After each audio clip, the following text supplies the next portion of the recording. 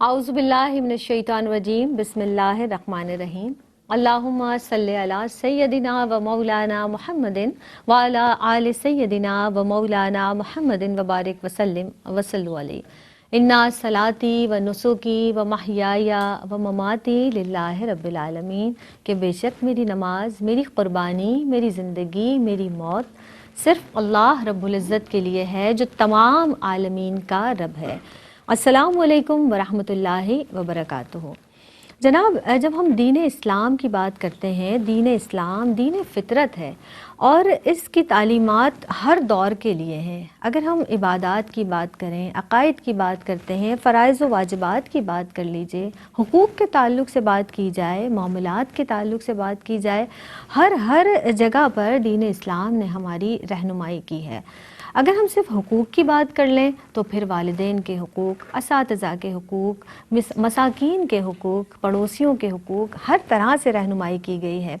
आज जनाब इसी ताल्लुक़ से हम यतीमों के हुकूक़ के हवाले से बात कर रहे हैं, जो कि मुआशरे में एक दबा हुआ तबका है, एक पिसा हुआ तबका है।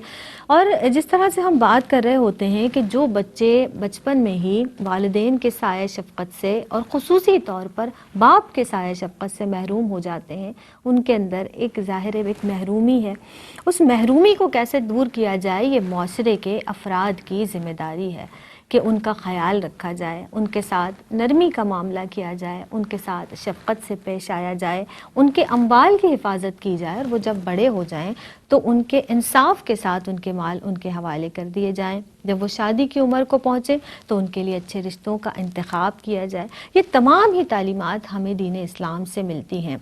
हुकूक़ यानी यतीमों के हुकूक़, इस ताल्लुक़ से क्योंकि एक बहुत बड़ा वसी मौजू है, आज इस उन्वान पर गुफ्तगू करेंगी और हमें तालीम फरमाएंगी, कुरान और हदीस की रोशनी में हमारी रहनुमाई फरमाएंगी कि कैसे तालीमात मुस्तफ़ा सल्लल्लाहु अलैहि वसल्लम से हमें यतीमों के हुकूक़ की तालीम मिलती है, क्या हमें करना चाहिए यतीमों के ताल्लुक़ से, किस तरह एहतियात इनके मामले में बरतनी चाहिए, ये भी बहुत ज़्यादा ज़रूरी है। एक हदीस मुबारक आपकी खिदमत में पेश करके फिर इंशाअल्लाह ताला अपनी मेहमान शख्सियात की जानिब बढ़ेंगे। मफ़हूम हदीस कुछ इस तरह से है कि अल्लाह के रसूल सल्लल्लाहु अलैहि वसल्लम की बारगाह में एक शख्स हाजिर हुआ और उसने कहा कि या रसूल अल्लाह सल्लल्लाहु अलैहि वसल्लम, मेरे दिल में सख्ती आ गई है, यानी मेरा दिल सख्त हो गया है। अल्लाह के रसूल सल्लल्लाहु अलैहि वसल्लम ने इरशाद फरमाया कि तुम यतीम के सर पर अपना शफ़क़त भरा हाथ रखा करो, अल्लाह रब्बुल इज़्ज़त तुम्हारे दिल को नर्म कर देगा। अल्लाह अकबर, कितनी बड़ी सादत की बात है यतीमों के साथ शफ़क़त से पेश आना। आज हम इसी उन्वान पर गुफ्तगू करेंगे। मौजूद मेहमान शख्सियात हमारे साथ मौजूद हैं जो सहर हासिल गुफ्तगू करती हैं, पुरअस्र और जामे गुफ्तगू फरमाती हैं। हमारे साथ मौजूद हैं मोहतरमा सादिया अंसारी साहिबा। अस्सलामु अलैकुम वरहमतुल्लाहि वबरकातुहू। वालेकुम अस्सलाम वरहमतुल्लाहि वबरकातुहू। और जनाब अगली नशिस्त पर जो शख्सियत तशरीफ़ फरमा है उनका भी एक जुदागाना अंदाज़ है, माशाअल्लाह बहुत खुशगुफ्तार हैं। हमारे साथ मौजूद हैं प्रोफेसर डॉक्टर नाहिद अबरार साहिबा। अस्सलामु अलैकुम वरहमतुल्लाहि वबरकातुहू। वालेकुम अस्सलाम। मिजाज बखैर हैं डॉक्टर साहिबा, कैसी हैं? अल्लाह का एहसान है। दोनों को मेरी पहचान में खुश आमदेद कहते हैं। सादिया अंसारी साहिबा, उन्वान जैसा कि हमने अपने बहनों को गोशगुजार किया कि यतीमों के हुकूक़ के ताल्लुक़ से आज हम बात करेंगे। कुरान करीम में यतीमों से मुताल्लिक़ जो अहकामात हैं, अल्लाह रब्बुल इज़्ज़त ने जो क्या क्या अहकामात यतीमों के हुकूक़ के ताल्लुक़ से बयान फरमाए हैं, फरमाइएगा। औज़ु बिल्लाहि मिनश शैतानिर रजीम, बिस्मिल्लाहिर रहमानिर रहीम, वस्सलातु वस्सलामु अला सय्यिदिल अंबिया वल मुरसलीन। यतीम वो कमसिन बच्चा है जो बाप के साए से महरूम हो जाता है। तो जमात के हर रुकन का फ़र्ज़ है ये, उन पर फ़र्ज़ है हर रुकन पर कि वो उसको आगोश मोहब्बत में ले, उसको उसकी हर तरह से खिदमत करे, उसका ख्याल करे, उसकी तालीम और तरबियत की तरफ तवज्जो दे, उसकी एक पर्सनैलिटी, उसकी शख्सियत को बनाने में उसका साथ दे। हर एक का ये फ़र्ज़ है जो मतलब अपनी अपनी फैमिली के ज़ाहिर जो करीब तरीन होते हैं कि वो इस चीज़ का ख्याल रखें। और ख़ास तौर पे जो उसका माल छोड़ा हुआ है, उसके वालिदैन की तरफ से जो मतरूका माल और असबाब है, उसकी निगहदाश्त करे, उसकी निगहबानी करे। यतीम लड़कियों की इज़्ज़त की हिफाजत पर बहुत ज़्यादा तवज्जो की ज़रूरत होती है और उनकी शादी ब्याह की फ़िक्र भी रखना ये भी बहुत ज़रूरी होता है। फिर जब ये यतीम बच्चे या बच्चियां जब बालिग हो जाएं, शऊर को पहुंच जाएं, عقل ان کے اندر ہو تو پھر ان کا جو مال اور اسباب ہے وہ ان کے حوالے کیا جائے اور نہایت دیانتداری سے کیا جائے. یہ وہ احکامات ہیں جو ہمارے آقا و مولا تاجدار کائنات صلی اللہ تعالیٰ علیہ وآلہ وسلم نے امت تک پہنچائے. جیسے کہ آپ سورہ البقرہ کی آیت دیکھتی ہیں 220 آیت، اور بہت ہی جامع اور بہت ہی اس کے اندر سارا سمودیہ ہے. اللہ تبارک و تعالیٰ نے بہت ہی جامع انداز میں بیان فرمایا کہ وَيَسْأَلُونَكَ عَنِ الْيَتَامَى، یہ آپ سے سوال کرتے ہیں کیونکہ جس وقت حضور پنوح علیہ السلام جس دور کے اندر آئے وہاں پر تو ایک وحشت کا اور خود غرضی کا اور بے حسی کا ایک عجیب عالم تھا. جاہلیت کا دور تو کہا ہی جاتا ہے اس سے، لیکن یہ ان چیزوں کا بالکل نہیں رکھا جاتا تھا. کوئی قانون نہیں تھا کسی قسم کا نہیں، اور یتیموں کے ساتھ تو بہت ہی برا اور مسکینوں کے ساتھ سلوک تھا. تو یہ تم سے سوال آپ سے کرتے ہیں حبیب کے یتیموں کے ساتھ کس طرح سے سلوک کیا جائے. یسألونک عن الیتامی قل اصلاح لہم خیر، یہ فرمایا اللہ تبارک و تعالیٰ نے کہ وہ یتیموں کے بارے میں آپ سے سوال کریں تو آپ فرما دیجئے کہ ان کی اصلاح اور بہتری کی طرف بڑھو. یتیموں کی اصلاح اور بہتری کی طرف بڑھو. وَإِن تُخَالِطُوهُمْ فَإِخْوَانُكُمْ، وہ تمہارے بھائی بند ہیں، تم ان کے ساتھ مل جل کے رہو، تم ان کی اصلاح کی طرف بڑھو، وہ ان کے ساتھ جو کر سکتے ہو وہ تم کرو. یعنی اس کے اندر فرمایا گیا ہے. پھر آگے فرمایا کہ اللہ تبارک و تعالیٰ جانتا ہے کہ کون مفسد ہیں، اللہ تبارک و تعالیٰ جانتا ہے کہ کون مصلح ہیں، اصلاح کرنے والے، اور اگر اللہ چاہتا تو تمہیں سخت مشکل میں ڈالتا، وہ اختیار اور حکمت والا ہے. اب یہاں پر اس آیت کے اندر یتیموں کے وہ تمام حقوق بیان کر دیے گئے جو وہ ایک معاشرے کا ایک فرد بننے کے لیے آپ کانسٹنٹ ایک اصلاح اس کی اور خیر، یعنی اب اس میں ساری توجہ آ گئی نا ایک انسان کی. تو اصلاح لکم خیر میں فرمایا کہ ان کے بارے میں وہی فیصلہ کرو جو تمہاری اپنی اولاد اس کے بارے میں کرو گے، ان کے ساتھ وہی سلوک کرو جو تم اپنی اولاد کے ساتھ سلوک کرتے ہو.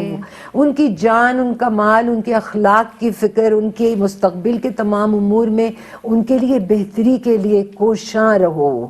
یہ اس کے اندر بیان فرمایا. جس طرح اپنی اولاد کے متعلق تم فیصلہ کرتے ہوئے ہمیشہ ان کی بھلائی کو مد نظر رکھتے ہو، ان کے لیے بہتر سے بہترین کی طرف وہی توجہ تمہیں جو ہے وہ یتیموں کو دینی ہے. پھر تخالطوہم کے اندر یہ بھی اس طرف بھی توجہ فرمانے کے لیے کہا اللہ تبارک و تعالیٰ نے کہ یہ نہ سمجھا جائے کہ یہ حسن سلوک صرف انہی کی بہتری کے لیے ہے، بلکہ کل یہ ایک معاشرے کا فرد بنیں گے. تم آج ان کی شخصیت بناؤ گے، تم آج ان کی طرف توجہ کرو گے تو کل یہ بڑے ہو کر قوم کا جو ہے فرد بنیں گے اور معاشرے کے لیے خیر و برکت کا سبب بنیں گے. اور اگر تم یہ نہیں کرو گے، ان کی تعلیم و تربیت، ان کے اخلاقیات، اس پر تم نگہداشت تم نہیں کرو گے تو کل یہ معاشرے کے اوپر بوجھ بن جائیں گے. تو یعنی یہ اتنی جامع آیت ہے کہ جس کے اندر اللہ رب العزت نے بہت ہی آسان الفاظ کے اندر فرما دیا ہے. البتہ قرآن مجید فرقان حمید میں 23 مقامات ایسے ہیں جہاں پر یتیموں کی نگہداشت کا اور یتیموں کے حقوق کا بیان ہے. اور پھر اس کا بھی بیان کر دیا کہ اگر نہیں تم اس طرح کرو گے تو اس کی وعیدیں بھی اللہ نے بیان فرما دی ہیں. تو وہ بھی ہم آگے بیان کریں گے جی انشاءاللہ تعالی.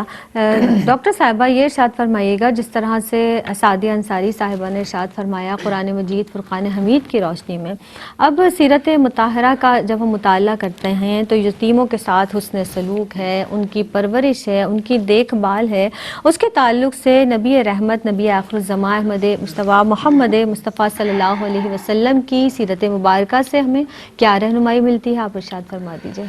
اعوذ باللہ من الشیطان الرجیم، بسم اللہ الرحمن الرحیم. جیسے کہ ابھی سعدیہ صاحبہ نے بتایا کہ جو بچے بچپن میں والد کی شفقت سے محروم ہو جاتے ہیں انہیں یتیم کہا جاتا ہے.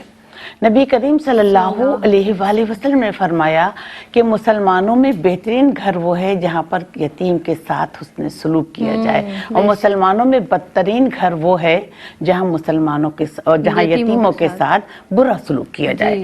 نبی کریم صلی اللہ علیہ وسلم نے ارشاد فرمایا کہ جو شخص کسی یتیم کے ساتھ نیکی اور بھلائی کرے گا اللہ تعالیٰ اسے جنت میں داخل فرمائیں گے. نبی کریم صلی اللہ علیہ وسلم نے ارشاد فرمایا کہ جو شخص محض اللہ کی رضا و خوشنودی حاصل کرنے کے لیے کسی یتیم کے سر پر دستے شفقت رکھے گا تو پروردگار عالم اسے جنت میں داخل کریں گے. نبی کریم صلی اللہ علیہ وسلم نے ارشاد فرمایا کہ میں اور سیاہ رخسار رکھنے والی عورت جو ہے وہ جنت میں ساتھ ساتھ داخل ہوں گے. تو یہاں وضاحت کی سیاہ رخسار رکھنے والی عورت وہ ہے جو جوانی میں بیوہ ہوئی, جس کے بچے چھوٹے چھوٹے تھے اور حسن میں یکتا تھی, لیکن اس نے اپنے یتیم بچوں کی پرورش کے لیے دوسرا نکاح نہیں کیا, اپنی خواہشات کو قابو میں رکھا, تو اور اللہ تعالیٰ نے اس کو اس کا اجر عطا فرمائے گا, دین میں بھی اور دنیا میں بھی. ذرا اپنے نفس کو کنٹرول رکھنا اور اپنے بچوں کی پرورش کے لیے اپنی تمام خوشیوں ساری خواہشات کو قربان کر دینا. دیکھیے بشیر بن عقر فرماتے ہیں کہ جنگ احد میں نبی کریم صلی اللہ علیہ وآلہ وسلم سے میری ملاقات ہوئی, تو میں نے کہا یا رسول اللہ میرے والد محترم کیسے ہیں؟ تو نبی کریم صلی اللہ علیہ وآلہ وسلم نے فرمایا کہ وہ تو شہید ہو گئے, اللہ ان کے درجات بلند فرمائے. تو میں زار و قطار رونے لگا, تو آقا دو جہاں صلی اللہ علیہ وآلہ وسلم نے مجھے سینے سے لگایا, مجھے دلاسا دیا, میرے سر پر دست شفقت رکھا, مجھے اپنی سواری پر سوار کیا اور کہا کیا تم نہیں چاہتے کہ محمد تمہارا باپ ہو اور عائشہ تمہاری ماں ہو؟ تو میری انہوں نے پرورش کی. نبی کریم صلی اللہ علیہ وسلم صحابہ اکرام کے ساتھ تشریف فرما تھے, معاذ بن جبل بھی ان کے ساتھ تشریف فرما تھے. تو ایک بچہ آیا, کہنے کا یا رسول اللہ میں یتیم ہوں, میری ایک ماں ہے ایک بہن ہے, میں نے کچھ نہیں کھایا, اب مجھے کھانے کے لیے عنایت فرما دیجیے کچھ.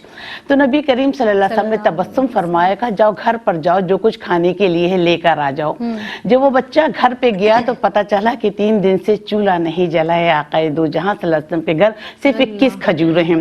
دیکھیے وہ بچہ 21 کھجوریں لے کر آ گیا, تو نبی کریم صلی اللہ علیہ وسلم نے فرمایا کہ دیکھ بیٹا 7 کھجوریں تیرے لیے, 7 تیری ماں کے لیے, 7 تیری بہن کے لیے, شفقت کی اور رحمت کی اور محبت کی دعا فرمائی اس کے لیے. جب وہ بچہ جانے لگا تو حضرت معاذ بن جبل جو نبی کریم صلی اللہ علیہ وسلم کے ساتھ بیٹھے تھے, اٹھے چپکے سے اور اس بچے کے سر پر شفقت سے ہاتھ پھیرا اور پھر آقا دو جہاں صلی اللہ علیہ وآلہ وسلم کے پاس آ کر بیٹھ گئے. تو نبی کریم صلی اللہ علیہ وسلم نے فرمایا کہ معاذ تم اٹھ کر کیوں گئے تھے؟ تو حضرت معاذ بن جبل نے کہا کہ اللہ کے رسول شفقت کی نیت سے اٹھ کر گیا تھا. یہ کہنا کیا تھا کہ نبی کریم صلی اللہ علیہ وسلم اتنا روئے کہ داڑھی مبارک آنسوؤں سے تر ہو گئی, اور فرمایا کہ قسم ہے اس پروردگار کی جس کے قبضے قدرت میں میری جان ہے, جو کسی یتیم کے سر پر دست شفقت رکھتا ہے تو اللہ ہر بال کے بدلے اس کے 1000 درجات بلند فرما دیتا ہے, 1000 نیکیاں اس کے نامہ اعمال میں لکھتا ہے اور 1000 گناہ اس سے مٹا دیتا ہے. ایک یہودی نے اسلام قبول کیا, تو لوگوں نے پوچھا کہ تو نے اسلام کی کس بات سے متاثر ہو کر اسلام قبول کیا؟ تو اس نے کہا کہ نبی کریم صلی اللہ علیہ وسلم مجلس میں تشریف فرما تھے, لوگ جوق در جوق آ رہے تھے, میں بھی وہاں پر گیا. تو ایک شخص آیا اور کہنے لگا کہ اے اللہ کے رسول میرا بچہ 3-4 دن سے کھویا ہوا ہے, آپ دعا فرمائیے کہ میرا بچہ مل جائے. جیسے ہی نبی کریم صلی اللہ علیہ وسلم نے دستے دعا بلند کی تو ایک شخص کھڑا ہو گیا اور کہنے لگا یا اے اللہ کے رسول میں نے اس کے بچے کو فلاں باغ میں بچوں کے ساتھ کھیلتے ہوئے دیکھا ہے.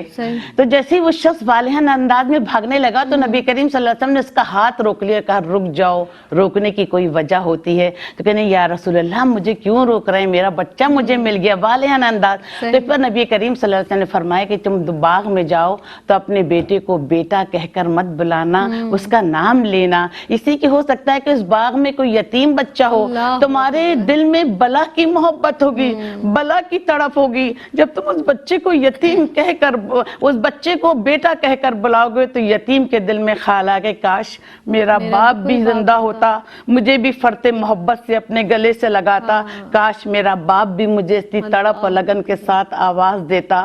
تو اس اسلام کی اس ادا نے اتنا مجھے متاثر کیا کہ میں اسلام کی دولت سے مالا مال ہوا. تو آقا دو جہاں صلی اللہ علیہ وسلم کی یہی تعلیم ہے کہ ہم یتیموں کا خیال رکھیں, ان کے سر پر دست شفقت رکھیں, ان سے محبت سے پیش آئیں تاکہ اپنے آپ کو وہ کہیں کم محسوس نہ کریں. سبحان اللہ سبحان اللہ. ایک وقفہ جناب ہمارے اور آپ کے درمیان حائل ہے, جب لوٹ کر آئیں گے تو انشاءاللہ تعالی یتیموں کے اموال کے تعلق سے بھی گفتگو کریں گے. بہت ہی اہم نقطہ ہے, حاضر ہوتے ہیں اس مختصر سے وقفے کے بعد۔ السلام علیکم ورحمۃ اللہ وبرکاتہ۔ میری پہچان میں جناب ایک مرتبہ پھر آپ سب کا خیر مقدم ہے۔ جو عنوان لے کر ہم آپ کی خدمت میں حاضر ہوئے ہیں جناب، وہ ہے یتیموں کے حقوق، اور یہ بہت ہی اہم موضوع ہے۔ اور اس کے ساتھ ساتھ جس نقطے پر ہم نے بریک لیا تھا اور واپسی پر ہم نے آپ سے کلام کیا تھا کہ ہم اس پر تفصیلی کلام کریں گے، مہمان شخصیات ہمارے ساتھ موجود ہیں، ان کی جانب بڑھیں گے۔ ہمارے ساتھ موجود ہیں سعدیہ انصاری صاحبہ اور پروفیسر ناہید ابرار صاحبہ تشریف فرما ہیں۔ سعدیہ انصاری صاحبہ، مال و اسباب کی بات کریں کہ یتیموں پر خرچ کرنا اور پھر ان کے مال کی حفاظت کرنا، یہ جس طرح سے قرآن مجید فرقان حمید میں بالخصوصی طور پر اس تعلق سے سعدیہ آپا ہدایات دی گئی ہیں، اور یہ بہت ہی اہم نقطہ ہے جس کی طرف اشارہ کیا گیا ہے، اس پر آپ روشنی ڈالیے گا۔ جی زینب بیبی، میں نے جیسا عرض کیا تھا کہ 23 تقریباً مقامات ہیں جہاں قرآن پاک میں یہاں پر یتیموں کے حقوق کے بارے میں اور وعیدیں بھی ہیں اور بشارتیں بھی ہیں اور کس طرح پورا کیا جائے، طریقہ بھی سمجھا دیا گیا ہے۔ اب جو میں آپ کے سامنے آیت پیش کروں گی وہ سورہ بقرہ ہی کی ہے، 215۔ پچھلی دفعہ پہلے ہم نے 220 بیان کی تھی، تو یعنی آپ دیکھیے کہ چیپٹر پورا جو ہے یہ انہی کے موضوع کے اوپر چل رہا ہے۔ یعنی پہلے پوچھا گیا وَيَسْأَلُونَكَ عَنِ الْيَتَامَى، اب پوچھا جا رہا ہے کہ یہ آپ سے پوچھتے ہیں کہ ہم کیسے خرچ کریں، ہم اپنا مال کہاں خرچ کریں۔ تو قُلْ مَا أَنفَقْتُم مِّن خَيْرٍ فَلِلْوَالِدَيْنِ وَالْأَقْرَبِينَ وَالْيَتَامَى وَالْمَسَاكِينِ وَابْنِ السَّبِيلِ۔ تو اب بہت درجہ بدرجہ اللہ تبارک و تعالیٰ نے وہ جو اس کی عطائیں ہیں، جو تم کو مال عطا کیا ہے، اس کو کس طرح سے تم نے لے کر چلنا ہے وہ بھی سب بتلا دیا ہے۔ تو بتلا دیا کہ جس قدر بھی مال تم خرچ کرو درست ہے، مگر اس کے حقدار ہیں تمہارے والدین، تمہارے قرابت دار، مطلب رشتہ دار جو قریبی ہیں، اور اسی طرح سے اس کے بعد جو ہے یتامہ اور مساکین اور راہ چلتے مسافروں کی ذکر کیا اللہ تبارک و تعالیٰ نے، اور اللہ نے فرمایا کہ تم جو کچھ نیکی کرو گے وہ تو اللہ کے علم میں آئے گی، وہ تو اللہ کے علم میں ہے۔ پھر سورہ انفال میں اب دیکھیے مال غنیمت کا پورا ذکر ہے سورہ انفال میں، تو اب یہاں بھی جو وہ مال غنیمت آ رہا ہے، جنگیں ہو رہی ہیں، غزوات ہو رہے ہیں، اور جو آ رہا ہے اس پر بھی حکم اترتا ہے عرش سے کہ جو مال غنیمت تمہارے پاس ہے، تم نے پایا ہو، اس کا 5واں حصہ اللہ کے لیے، اس کے رسول کے لیے، رسول علیہ السلام کے قریبی رشتہ داروں کے لیے، اور پھر وہی یتامہ اور مساکین کے لیے۔ تو وہاں بھی مال ہے اور وہاں بھی مال ہے، اور کس طرح سے خرچ کرنا ہے وہ سارا درجہ بدرجہ اللہ تبارک و تعالیٰ نے بتا دیا۔ اب ہم سورہ نساء کی طرف چلتے ہیں۔ سورہ نساء میں بھی پورا ایک باب ہے جو قائم کیا ہے اللہ نے۔ آیت نمبر 2 سے اگر ہم شروع کریں سورہ نساء کی، تو اللہ تبارک و تعالیٰ ارشاد فرما رہے ہیں کہ اور یتیموں سے ان کے وارثوں کا مال جو انہوں نے چھوڑا ہے وہ ان کو دے دو، یتیموں کو، ان کے مال کو اپنے برے مال سے نہ بدلو۔ یعنی یہ نہ ہو کہ تمہیں امانت دار بنایا گیا اور تم اپنے مال سے ان کے مال کو بدل دو، نہ ان کے مال کے ساتھ ملا کر ان کا مال کھا جاؤ، یہ بہت بڑا گناہ ہے، بہت بڑا گناہ فرمایا۔ پھر آیت نمبر 3 میں فرمایا کہ اگر تم کو ڈر ہے کہ تم یتیموں کے حق میں انصاف نہیں کر سکو گے، تو اگر اس میں یتیم بچیاں ہیں تو ان کے لیے فرمایا کہ ان میں جو عورتیں ہیں، ان میں سے جو بھی تمہیں پسند ہو تم اس سے نکاح کر سکتے ہو۔ پھر آیت نمبر 4 اور 5 کے اندر فرمایا کہ یتیموں کی جو مالی کفالت ہے اس میں بہت احتیاط سے کام لو، تم میں نگرانی کرنی ہے ہر لحظہ، ران، ہر پیسے کی، ہر ٹکے کی جو تمہارے پاس ہے، اور یتیموں کا امتحان لیتے رہو۔ مطلب ان پر اتنی توجہ دو کہ ان کی عقل کو بڑھانا ہے، ان کو معاشرے میں رہنے کا طریقہ سکھانا ہے، تو تمہیں ان کا مسلسل امتحان لیتے رہنا ہے اس کے اندر، کہ یہاں تک کہ وہ نکاح کی عمر کو پہنچ جائیں، بالغ ہو جائیں، باشعور ہو جائیں، اور پھر تم اگر ان میں ہر طرح کی صلاحیت دیکھو تو پھر ان کے مال کو ان کے حوالے کرو۔ یہ نہ ہو کہ اگر وہ ان کو تو تم نے ان کی شخصیت تو بنائی نہیں ہے اور مال تم حوالے کر کے کہو بس میں تو بھائی بری ہو گیا، بری ذمہ ہو گیا۔ تو یہ ایک ایک نقطہ اللہ نے بیان کیا ہے، اور پھر فرمایا کہ ان کے مال کو فضول خرچی سے ضائع نہ کر دو کہ یہ بڑے ہو کے مانگیں گے، اس سے پہلے کہو کہ وہ تو تمہاری پرورش میں ہی ختم ہو گیا۔ یہ بہت ساری جگہوں پہ یہ کیسز ہم دیکھتے ہیں آج بھی۔ تو اپنا حق طلب کرنے کے جب وہ قابل ہو جائیں گے تو ایسا نہ ہو کہ وہ تم سے مانگے اور تم کہو کہ وہ تو ضائع ہو گیا تمہاری پرورش میں۔ پھر سورہ الفجر کے اندر ان کی تکریم کا ذکر اللہ نے فرمایا ہے کہ وہ لوگ جو ان کی تکریم نہیں کرتے، کیونکہ ہم نے جیسا پہلا عرض کیا تھا کہ یہ وہ دور ہے جہاں یتیموں کے ساتھ، مساکین کے ساتھ، محتاجوں کے ساتھ، غریبوں کے ساتھ کیا حشر کیا جا رہا ہے، ناروا سلوک رکھا، بہت ناروا سلوک رکھا جا رہا ہے۔ اور حضور پنور علیہ السلام جب مکہ مکرمہ کے اندر تھے تو آپ اخلاقی ہدایتیں دیتے رہے، اور قریش کے جفا پیشہ جو رئیس تھے ان کو یہ تعلیمات وہی فرماتے رہے، دولت مندوں کو غریبوں کے ساتھ جو ہے وہ نرمی کا اور فیاضی کی تلقین فرماتے رہے۔ پھر یہ بھی فرمایا کہ انسانی زندگی کی گھاٹی کو پار کرنا اصل کامیابی ہے۔ وہ گھاٹی کیا ہے وہ بھی فرما دیا کہ ظلم اور ستم کے جو گرفتار ہیں ان کی گردنوں کو چھڑواؤ، تم بھوکوں کو کھانا کھلاؤ، تم یتیموں کو شیلٹر دو، ان کی خدمت کرو۔ یہ سب مکہ معظمہ کی مکی صورتوں کے اندر یہ آیتیں ہیں، یہ ارشادات ہیں، آپ کی تعلیمات ہیں۔ اور جب آپ مدینہ منورہ تشریف لے جاتے ہیں ہجرت کر کے، تو پھر آپ نے یہ قوانین بنا دیے۔ اللہ اکبر، اللہ اکبر۔ اور کس قدر خوبصورتی سے قرآن مجید فرقان حمید میں یتیموں کی کفالت کا حکم دیا گیا، ان کے مال کو، جو ان کے اموال ہیں، جو ان کے ورثاء نے ان کے لیے چھوڑے ہیں، ان کی حفاظت کا، اور پھر کس طرح سے جب وہ بلوغت کی عمر کو پہنچ جائیں، سمجھدار ہو جائیں، اچھی پرورش ہو جائے، تو بہترین انداز سے انصاف کے ساتھ ان کے حوالے کر دیا جائے۔ جی آبا، جس طرح سے اب ہم نے قرآن مجید فرقان حمید کی روشنی میں اموال کے تعلق سے بات کی، اور سعدیہ انصاری صاحبہ نے بہت اچھے انداز سے ارشاد فرمایا، اللہ اور اس کے رسول صلی اللہ علیہ وسلم تو یہ چاہتے ہیں کہ یتیموں کو دوسرے بچوں کی طرح ان کی پرورش کی جائے، معاشرے میں ان کا فعال جز بنایا جائے، اور اس طرح سے کہ ان پر یتیمی کا کوئی اثر باقی نہ رہے، یعنی ان کو یہ احساس نہ ہو کہ وہ باپ کے سایہ شفقت سے محروم ہیں۔ اس حوالے سے آپ کیا فرمائیں گی؟ قرآن پاک میں اللہ تعالیٰ ارشاد فرماتا ہے کہ یتیموں اور مساکینوں کے ساتھ اچھا سلوک کرو۔ دیکھیے زینب، انسان کی زندگی میں رویے بہت حیثیت رکھتے ہیں۔ اگر ہم کھانا کھا رہے ہیں اور کوئی یتیم ہے اس کو ساتھ اپنے ساتھ بلا کے کھلا لیں تو ہمارا اللہ ہم سے راضی ہو جائے گا۔ ہم کوئی کپڑا عید پر بناتے ہیں تو ایک جوڑا یتیم بچے کا بھی بنا لے، اس کا دل کتنا بڑھے گا کہ میرے والدین جیسے میرا جوڑا بناتے تھے، آج انہوں نے بھی بنایا۔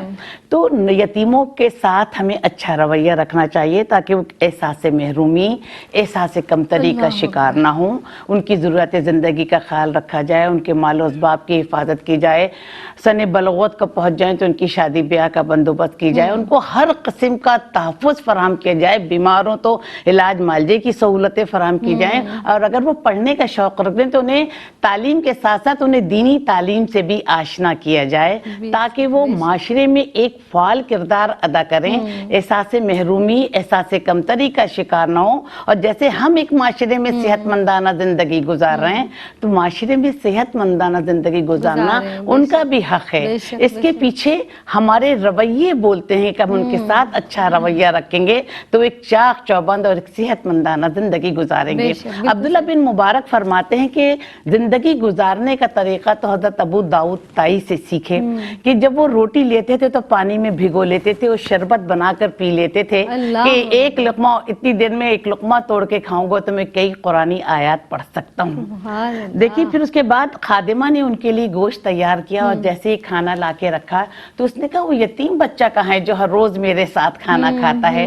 تو خادمہ نے جب اسے بلایا تو کہا کہ یہ گوشت تم اس یتیم بچے کو کھلا دو۔ تو خادمہ نے کہا کہ میری خواہش تھی کہ آپ بھی کھاتے، کہ میں کھاؤں گا تو نجاست کے ذریعے نکل جائے گا، یہ یتیم بچہ کھائے گا تو یہ کھانا عرش تک پہنچے گا، میرا اللہ مجھ سے راضی ہو جائے گا۔ جو یتیموں کے حقوق ادا کرتا ہے تو آپ یقین کریں کہ اللہ انہیں کبھی پریشان نہیں کرتا، غیب سے ان کی مدد کرتا ہے۔ پھر عبادت کا کہ 40 سال تک روزے رکھے اور گھر والوں کو پتہ نہیں چلا، پھر بھی روتے رہتے تھے کہ اللہ تو مجھ سے راضی ہو جا، مجھے توفیق عطا فرما کہ میں یتیموں اور مساکینوں کے ساتھ کھانا کھاؤں اور ہر وقت ان کا خیال رکھوں۔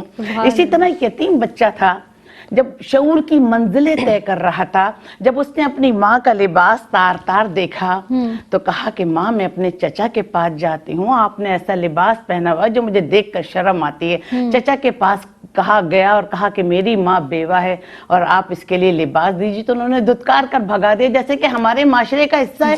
لوگ یتیموں سے ملنا پسند نہیں کرتے، ان کے سر پر دست شفقت نہیں رکھتے، انہیں بھگا دیتے ہیں، ان کی ضروریات زندگی کا خیال نہیں رکھتے۔ روتا آ رہا تھا تو کسی نے وجہ پوچھی تو کہا کہ میرے چچا نے میری ماں کو لباس نہیں ہے، تو انہوں نے کہا کہ دیکھو صحن حرم میں محمد صلی اللہ علیہ وآلہ وسلم تشریف فرما ہیں، جو غریبوں کے وارث ہیں، جو یتیموں کے مونس ہیں، جو لوگوں پر رحم کرنے والے ہیں، ان کے دروازے سے کوئی سائل خالی ہاتھ نہیں جاتا، جاؤ تم محمد صلی اللہ علیہ وآلہ وسلم کے پاس جاؤ۔ لیکن یہ سوچنا کہ ان کا دین اور تمہارا دین علیحدہ علیحدہ ہے، کہ جو بھی ان کے چہرے انور کی طرف دیکھتا ہے تو وہ اپنا دین بدل دیتا ہے۔ وہ اپنی ماں کے پاس گیا کہ میں نبی کریم صلی اللہ علیہ وسلم کے پاس جا رہا ہوں، تو ماں نے نصیحت کی کہ تم جاتے رہے ہو بیٹا، لیکن ان کا دین اور ہمارا دین مختلف ہے، اپنا دین نہیں بدلنا۔ تو اس نے کہا ماں میں پہلے ہی جا کے نبی کریم کو یہ بات بتا دوں گا۔ نبی کریم صلی اللہ علیہ وسلم کی خدمت میں حاضر ہوا تو نبی کریم صلی اللہ علیہ وسلم کا مسکراؤ کیوں آئے ہو؟ تو کہنے لگا بچہ کہ اللہ کے رسول میرا اور آپ کا دین مختلف ہے، میں آپ کا دین جو ہے وہ اختیار نہیں کر سکتا۔ پھر اس کے بعد کہ میری ماں کے پاس لباس نہیں ہے، تو آقا دو جہاں صلی اللہ علیہ وسلم چادر اوڑے ہوئے تھے، انہوں نے اپنی چادر رحمت اس بچے کو دی اور کہنے کہ جاؤ تم یہ جاؤ اور اپنی ماں کو یہ چادر رحمت اڑا دو۔ بچہ بھاگتا ہوا آیا اور اپنی ماں کے چادر رحمت اڑا دیا، کہا یا رسول اللہ نے اپنی چادر اتار کے دی ہے۔ تو ماں نے کہا تم نے اپنا دین تو نہیں بدلا؟ کہ نہیں ماں، میں نے پہلے ہی کہہ دیا تھا کہ میں اپنا دین نہیں بدلوں گا۔ اس پر اس کی ماں نے کہا کہ جس اسلام میں یہ یتیموں کے حقوق اتنے ادا کیے جاتے ہوں، بیواؤں کا خیال رکھا جاتا ہو، آقا دو جہاں صلی اللہ علیہ وسلم نے ہمیں اپنی چادر رحمت دی، آؤ بیٹا چلو چلتے ہیں ان کا دین قبول کرتے ہیں، کلمہ شہادت پڑھا اور اسلام کی دولت سے مالا مال ہوئے۔ تو ہم یتیموں کا خیال رکھیں گے، یتیموں کے حقوق ادا کریں گے تو ہمارا اللہ ہم سے راضی ہو جائے گا۔ اگر آپ چاہتے ہیں کہ ہمارا اللہ ہم سے راضی ہو جائے تو یتیموں کے سر پر دست شفقت رکھیے۔ سبحان اللہ۔ اب جس طرح سے دوران گفتگو ڈاکٹر صاحبہ آپ نے بھی ارشاد فرمایا نا کہ بہترین گھروں میں وہ ہے جہاں پر یتیموں کی سرپرستی کی جا رہی ہے، یعنی کسی بھی یتیم کے ساتھ آپ دست شفقت رکھیں، اس سے بہتر معاملہ فرمائیں، تو اللہ رب العزت کی کس قدر رحمتوں کا نزول آپ پر ہوتا ہے اور اللہ رب العزت کیسے رحمتوں کے دروازے آپ پر کھولتا ہے، یہ ہم اور آپ تصور بھی نہیں کر سکتے۔ تو پروردگار عالم ہمیں بھی اس میں شامل ہونے کی توفیق عطا فرمائے کہ کہیں بھی ہم دیکھیں کہ کوئی ایسا بچہ ہے تو اس کی سرپرستی کی جائے۔ ایک بات ضرور میں کہنا چاہوں گی، لیکن یہاں پر ایک وقفے پر ہم نے جانا ہے جناب، لوٹ کر آئیں گے تو انشاءاللہ تعالیٰ اس بات کو ضرور کنٹینیو کریں گے۔ حاضر ہوتے ہیں اس مختصر سے وقفے کے بعد۔ السلام علیکم ورحمۃ اللہ وبرکاتہ۔ آپ دیکھ رہے ہیں پروگرام میری پہچان، اور جناب میری پہچان میں ایک مرتبہ پھر آپ سب کو خوش آمدید کہتے ہیں۔ عنوان لے کر ہم حاضر ہوئے ہیں یتیموں کے حقوق، اور اس عنوان پر گفتگو جاری و ساری ہے۔ وقفے پہ جانے سے قبل ایک بات میں آپ کے گوش گزار کر رہی تھی، اور وہ یوں کہ جناب کفالت کا جس طرح سے بار بار حکم دیا گیا ہے، ہم بہت سے اداروں میں جاتے ہیں 10-20 ہزار روپے دے دیتے ہیں، یا کہیں کوئی بچہ ہمیں نظر آئے تو ہم اس وقت اس کی مالی امداد وقتی طور پر کر دیتے ہیں۔ یہ ضروری ہے کہ اس کی تعلیم کا، اس کی تربیت کا پورا انتظام کیا جائے، یا کوئی ایسا بچہ ہو تو اس کی آپ اسکول کی فیس ماہانہ آپ اس کو پے کریں تاکہ وہ اچھا فرد ثابت ہو سکے، وہ تعلیم کے زیور سے آراستہ ہو سکے، اس کی ضروریات کا ایسا خیال رکھ سکیں تاکہ وہ کسی کا محتاج نہ ہو۔ تو یہ بات بہت زیادہ ضروری ہے۔ آپ کی جانب بڑھوں گی، ڈاکٹر صاحبہ آپ موجود ہیں، سعدیہ انصاری صاحبہ آپ بھی تشریف فرما ہیں۔ ایک بہت ہی اہم سوال جو ظاہر ہے، ہم نے حقوق کی بات کی، ہم نے یتیموں کے تعلق سے پڑھا کہ اللہ اور اس کے رسول صلی اللہ علیہ وسلم کی کیا تعلیمات ہیں۔ میں چاہوں گی یتیموں کی حق تلفی کے حوالے سے جو قرآن پاک میں، قرآن مجید فرقان حمید میں وعیدیں آئی ہیں، اس تعلق سے آپ فرمائیے گا۔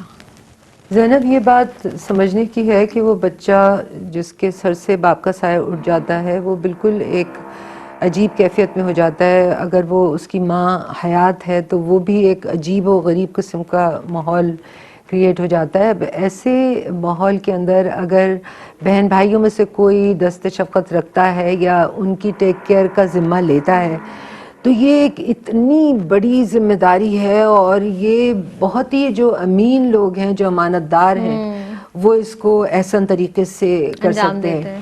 لیکن زیادہ تر یہی دیکھا گیا ہے کہ ہم آج کے معاشرے میں بھی دیکھتے ہیں کہ اگر کوئی لیتا ہے، ایک تو یہ احسان جتلانا ان کے اوپر کہ ہم جو ہے ہمارے پاس تو وقت اپنی فیملی کو بھی دیکھیں، اس کو بھی دیکھیں، یہ کریں وہ کریں۔ پھر یہ کہ وہ اگر گھر میں حصہ ہے یا مال چھوڑا ہے، وہ چونکہ بچے ابھی چھوٹے ہیں تو وہ بغیر اجازت بھی استعمال بھی کر لیتے ہیں.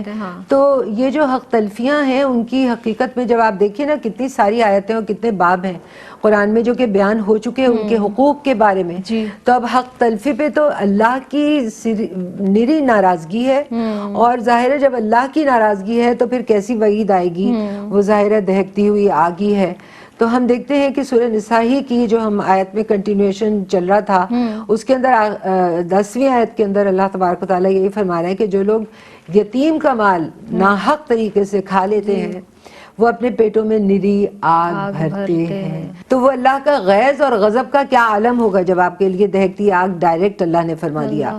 کیونکہ یتیم ہونا دیکھیے انسان کا نقص نہیں ہے, یہ تو منشاء خداوندی ہے, یہ تو اللہ کی منشا ہے, اور یہ اس کی ایک آزمائش ہے. جو وہ بچہ جو اس دنیا کے اندر ہے یا اس عورت کی جو ماں ہے اس کی بہت بڑی آزمائش ہے. اللہ تبارک و تعالیٰ نے اپنے محبوب ترین سید المرسلین صلی اللہ تعالیٰ علیہ وآلہ وسلم کو حالت یتیمی میں پیدا فرمایا, اور علم یجد کا یتیمن فآوا فرما کر اللہ تبارک و تعالیٰ نے نہایت معزز اور مکرم آپ کو فرمایا. اچھا, اسی طرح سے سورہ نساء کے اندر ایک اور مقام پر 6 آیت میں اللہ تبارک و تعالیٰ فرما رہے ہیں کہ اور جو غنی ہو یعنی جو خود دولت مند ہے اسے چاہیے کہ وہ جو یتیموں کا مال ہے اس میں سے کچھ نہ لے. یعنی ان کا بھی ذکر کر دیا جو غنی ہے, پھر آگے تنگ دست کا یا فقیر کا بھی ذکر کر دیا اللہ نے. تو ساری سچویشنز اللہ نے بتا دی ہیں کہ اس کے اندر کس طرح سے تمہیں استعمال کرنا ہے. اور جو یہ فقیر ہو اسے چاہیے کہ انصاف کے ساتھ لے, انصاف کے ساتھ. یہ نہ ہو کہ جیسا میں نے ابھی ذکر کیا نا کہ اگر آپ کو یقین نہیں ہے کہ آپ لے کے کوئی کاروبار کریں اور اس میں آپ کا فائدہ ہوگا, اس کا تو مال نہ ڈبوئیں. پھر سورہ نساء کی 9 نمبر کی آیت میں فرمایا اللہ نے کہ اور اگر بے شک ڈریں لوگ اس بات سے کہ وہ اگر اپنے پیچھے ناتواں یعنی جس کی سرپرستی میں مطلب چھوڑ کے گئے ہیں وہ اولاد ان کی سرپرستی میں جو یتیم ہے وہ ان پر خوف کھائیں. اللہ سے اگر تم خوف نہیں کر رہے تو اس چیز کا خوف کھاؤ کہ جو یتیم بچے ہیں ان کے ساتھ تم زیادتی کر دیتے ہو. تو یاد رکھو اللہ تبارک و تعالیٰ اس آیت کے اندر فرما رہے ہیں کہ پہلے تو فرما رہے ہیں کہ اللہ سے ڈریں, ورنہ اس چیز سے ڈریں کہ کل تم نہ ہو اور تمہارے بچے یتیم ہو جائیں اور پھر کوئی ان کے ساتھ زیادتی کر جائے. تو کم سے کم اس خوف سے ڈرو کہ تمہاری اولاد کے سامنے یہ چیز نہ آئے. یہ جو مکافات عمل ہے نا اللہ کا, اس سے بھی بار بار اللہ نے ڈرایا, اور یہاں بھی ڈرایا ہے کہ تم اللہ کا خوف نہیں رکھتے مگر اس کا تو رکھو, کیونکہ اولاد تو تمہیں بہت محبوب ہے. تم تو اس کو اپنی جان سے زیادہ اپنے اوپر سہ لیتے ہو, خود بھوکے رہتے ہو, اس کو کھلاتے ہو, خود تم کپڑے نہیں بناتے اس کے بناتے ہو. تو تم اس کا تو سوچو کہیں تمہارے بچے اس مقام پہ آ کے نہ کھڑے ہو جائیں کہ کل کو تمہیں موت آ جائے, تو پھر تم کم سے کم اس وقت کا خوف کر لو. یہ بہت خوبصورت طریقے سے اللہ تبارک و تعالیٰ نے سمجھانے کی کوشش کی ہے اس آیت نمبر 9 میں سورہ نساء کی. لہٰذا ہر ذی شعور کو اور عقل مند کو یہ چاہیے کہ اگر اس کے دل میں خدا کا خوف نہیں تو کم سے کم یہ رکھے کہ دنیا یہ مکافات کی جگہ ہے, جو بو گے آج وہ کاٹو گے, جیسا کرو گے ویسا بھرو گے. تو لہٰذا بہت جیسا بوئیں گے ویسا کاٹیں گے. اور آیت نمبر 10 میں فرما دیا بے شک جو ظلم کے طور پر یتیم کا مال کھا لیتا ہے وہ اپنے پیٹ میں پھر آگ بھرتا ہے. یعنی دوبارہ اللہ تبارک و تعالیٰ نے اس کو یعنی آپا اب یتیم آپ نے جس طرح سے ارشاد فرمایا نا, ایک تو بچہ ایسا ہے جو یتیم ہو گیا ہے لیکن اس کے جو والد ہیں انہوں نے مال و اسباب یا جائیداد چھوڑی ہے, ان کو احتیاط کرنی ہے اس کے حوالے سے, یعنی اس کے پیچھے جو بھی ان کے کفالت کرنے والے ہیں ان کو. اور ایک بچہ ہے جو یتیم بھی ہے اور فقیر بھی ہے, یعنی اس کے پاس کوئی مال و اسباب نہیں ہے, اس کی کفالت کیسے کرنی ہے, دونوں طرح سے بتا دیا دین اسلام نے. اللہ اکبر. آپ کی جانب آؤں گی, یہ ارشاد فرما دیجئے ڈاکٹر صاحبہ کہ دین اسلام چونکہ ہمیں یتیم کے حوالے سے کس قدر آپ نے بھی گفتگو کی, سعدیہ انصاری نے بھی, تو اتنی رہنمائی ہماری فراہم کرتا ہے دین اسلام. اب ہمیں کیسا رویہ ہمیں اختیار کرنا ہے, آپ فرمائیے گا. دیکھیے زینب, جب کوئی سائل کسی کا دروازہ کھٹکھٹائے تو اس پہ بھی اللہ کا شکر ادا کرنا چاہیے کہ اللہ نے ہمیں دینے والا بنایا ہے, لینے والا نہیں بنایا. اگر اللہ نے آپ کے ذمے کر دیا ہے کہ آپ کسی یتیم کو پالے پوسیں, ان کی پرورش کریں, ان کے ساتھ اچھا رویہ رکھیں, ان کے سن بلوغت کو پہنچ جائیں, تو ان کے شادی بیاہ کا بندوبست کریں, تمام چیزیں حسن سلوک کے زمرے میں آتی ہیں.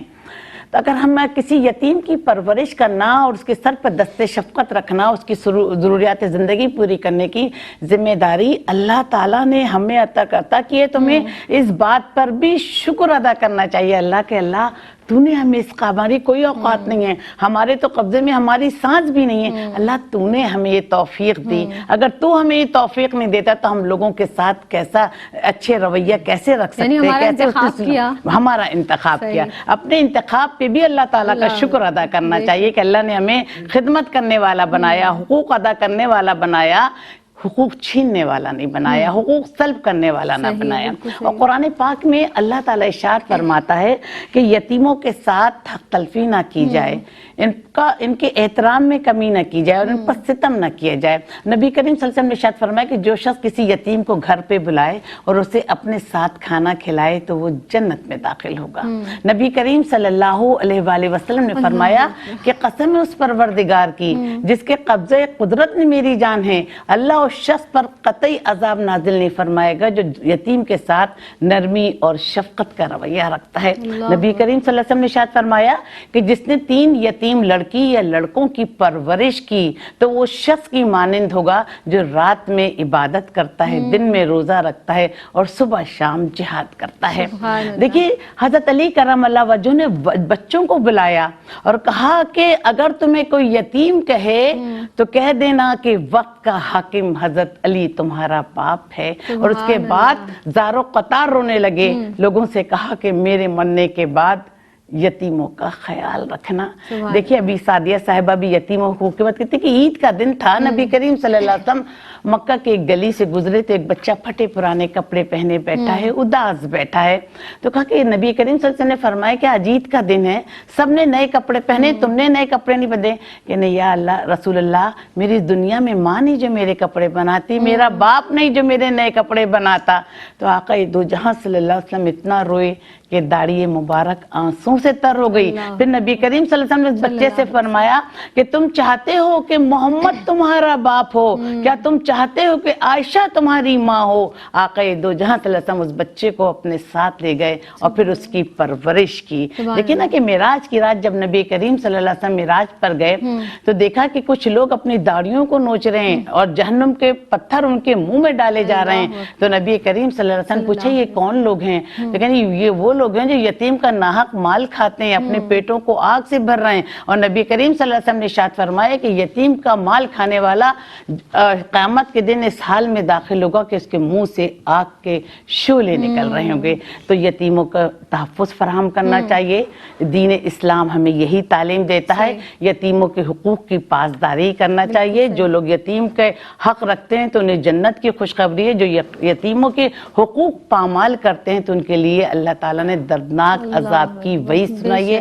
اللہ ہم لوگوں کو حقوق العباد نبھانے کی اور حقوق العباد ادا کرنے کی توفیق عطا فرمائے۔ آمین۔ اور ڈاکٹر صاحبہ جس طرح ہم رویوں کی بات کر رہے تھے نا، تو ایک رویہ یہ بھی بہت عام دیکھنے میں آتا ہے گھروں میں کہ اگر کوئی بیٹی ہے اور بچی ہے، وہ یتیم ہے، جب وہ بلوغت کو پہنچتی ہے، شادی کی عمر کو پہنچتی ہے، تو گھر میں ہی چچا یا تایا اپنے گھر میں ہی کسی ایسے بچے سے یا اس لڑکے سے اس کی شادی کر لیتے ہیں تاکہ جائیداد باہر نہ نکلے، جائیداد کا بٹوارا نہ ہو۔ اور وہ بچہ کبھی کبھی سم ٹائم یہ بھی ہوتا ہے کہ کسی بیماری میں مبتلا ہے، کوئی معذور ہے، تو خدا را ایسی ناانصافی یتیم بچیوں کے ساتھ نہ کیجیے، یہ بڑے ظلم کی بات ہے، اللہ رب العزت کی پکڑ سے ڈریے۔ آپ میں چاہوں گی کوئی نہ کوئی میسیج اس تعلق سے ہماری سوسائٹی میں جو یتیموں کے ساتھ ہو رہا ہے، مختصر میسیج فرمائیے گا۔ جی بالکل، دیکھیے ہمیں یہ جاننا چاہیے کہ ہم امین بنا کے بھیجے گئے ہیں اس دنیا میں، اپنے دین کے بھی امین ہیں، قرآن کے بھی، اور وہ تمام احکامات جو اللہ تبارک و تعالیٰ نے نازل فرمائے۔ ہمیں جاننا چاہیے کہ اس مقصد سے اللہ نے ہمیں بھیجا ہے یہاں پر کہ نیکیوں کو بڑھائیں اور برائیوں سے رکیں، تو اسی میں یہ سارے حقوق العباد شامل ہیں۔ ان کو پڑھنا اور ان کو جاننا بہت ضروری ہے تاکہ ہم اللہ کی بارگاہ میں سرخرو ہو سکیں۔ ڈاکٹر صاحبہ مختصر میسیج فرمائیے گا۔ نبی کریم صلی اللہ علیہ وسلم نے ارشاد فرمایا کہ یتیموں، بیواؤں، مساکینوں، کمزوروں کو ڈھونڈنے میں میری مدد کرو، ان کی مدد ان کی وجہ سے تمہارے رزق عطا کیا جاتا ہے اور تمہاری دعائیں قبول ہوتی ہیں. تو اللہ ہم لوگوں کو یہی توفیق عطا فرما کہ ہم نبی کریم صلی اللہ علیہ وسلم کی تعلیمات پر عمل کریں اور یتیموں کے حقوق ادا کریں. اللہم آمین. دونوں مہمان شخصیات کی آمد کا بہت بہت شکریہ ادا کرتی ہوں. اور آخر میں ہم اکثر رشتوں کی جب بات کرتے ہیں تو اپنے بڑوں کی یا گھر میں ایسے لوگوں کی بات کرتے ہیں جو چچا ہیں یا تایا ہیں جن کے چھوٹے بھائی انتقال کر گئے ہیں اور ان کی اولادیں ہیں. اکثر یہ بھی دیکھنے میں آیا ہے کہ جو بڑے بھائی ہوتے ہیں والد کے انتقال کے بعد جو اپنے چھوٹے بہن بھائیوں کے ساتھ بھی بڑا ناروا سلوک کرتے ہیں اور پھر بعد میں یہ تانے دے رہے ہوتے ہیں کہ ہم نے یہ سب کیا تم تو بہت چھوٹے تھے, ہم نے یہ سب کیا تمہیں کیا معلوم. تو آپ گھر میں جس طرح سے آپ رہیں وہ بھی یتیم ہیں, ان کے سر پر ایسی شفقت کا ہاتھ پھیرے کہ انہیں یہ احساس نہ ہو. اور یقینی طور پر آپ نے حق ہے بات کہ آپ نے کچھ محنت کی ہوگی, لیکن جو ان کا حق ہے وہ نہ ماریے, وہ نہ سلب کیجیے. اللہ رب العزت مجھے آپ کو ہم سب کو ہدایت پہ رکھے. مجھے دیجیے گا اجازت. فی امان اللہ.